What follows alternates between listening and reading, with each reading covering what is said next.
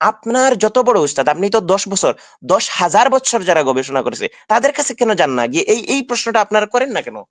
আমি বুঝি না।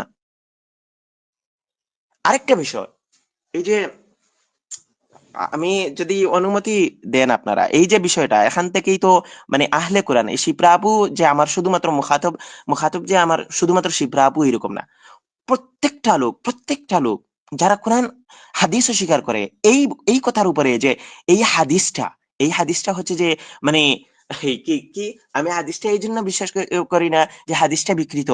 তাহলে এই হাদিসটা দিয়েছি হুজুররা, এই হাদিসটা আমরা ছোটবেলায় শিখেছি হুজুরদের কাছ থেকে। ঠিক তদ্রুপভাবে কোরআনটাও আমরা ছোটবেলায় মক্তবে গিয়ে হুজুরদের কাছেই শিখেছি। কোরআনে আরবি পড়াটা এই হুজুরদের কাছেই শিখেছি। হ্যাঁ, যে কোনো বিষয়, এই যে কোরআন যারা লিখছে তারাও তো হুজুরা ছিল।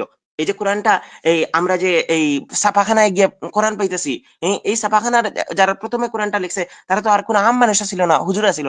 তাহলে যেই মুল্লাদের কাছ থেকে কোরআন পাইলাম, যেই মুল্লাদের কাছ থেকে কোরআন শিখলাম, সেই মুল্লারাই আমাদেরকে হাদিস দিছে। সেই মুল্লাদের হাদিস আমরা অস্বীকার করলাম, কিন্তু কোরআনকে কিভাবে মেনে নিতে পারি?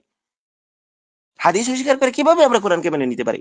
হাদিসকে আপনি যেভাবে প্রশ্ন করছেন ঠিক তরূপভাবে তো কোরআনকে প্রশ্ন করা হচ্ছে এখানে।